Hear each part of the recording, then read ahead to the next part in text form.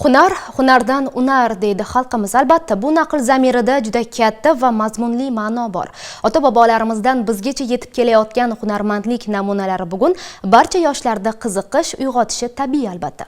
Uning sir-sinoatini o'rganish uchun esa barcha ta'lim dargohlarida hunarmandchilikni targ'ib etuvchi turli davra suhbatlari, ochiq darslar hamda madaniy-ma'rifiy tadbirlar tashkil etilmoqda. Hamkasbim Nilufar Mahkamova shunday tadbirlardan biri haqida so'z yuritadi.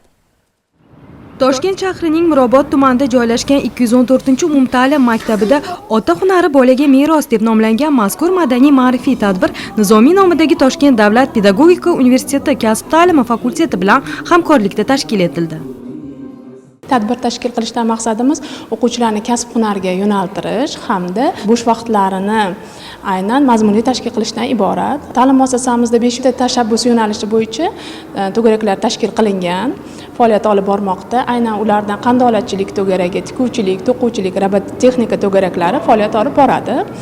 Bu to'garaklarni tashkil qilishda aynan maktabimizga tikuvchilik tikuv mashinalari hamda o'quv ustaxonalari uchun barcha anjomlar bilan ta'minlangan maktabimiz.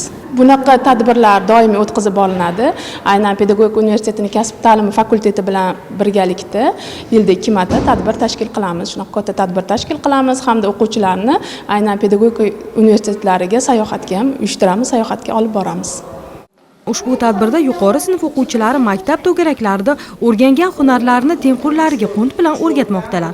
Unda to'garak a'zolari tayyorlagan mahsulotlari bilan qatnashdilar. Hozir maktab o'quvchilarini qiziqtirgan savollariga javoblar berdik va ular bizga takliflar bildirishdi.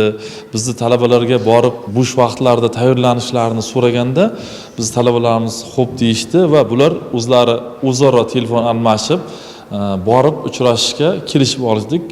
Biz faqat bu maktabda emas, boshqa maktablarda ham, boshqa yo'nalishlarimiz orqali ham maktablarda haftani belgilangan kunlar, o'sha kunlari borib, maktab o'quvchilari bilan birgalikda bo'sh vaqtlarni unumli, mazmunli o'tkazish maqsadida o'shanaqa tadbirlar tashkil etib turamiz.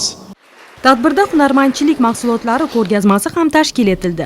Bundan barcha yoshlar xursand bo'lib, shunday ko'rgazmalarni ko'proq bo'lishini ta'kidlab o'tishdi. Unda milliy hunarmandchilik va tikuvchilik to'garagi a'zolari tayyorlagan mahsulotlari bilan yig'ilganlarni xushnud qilishdi.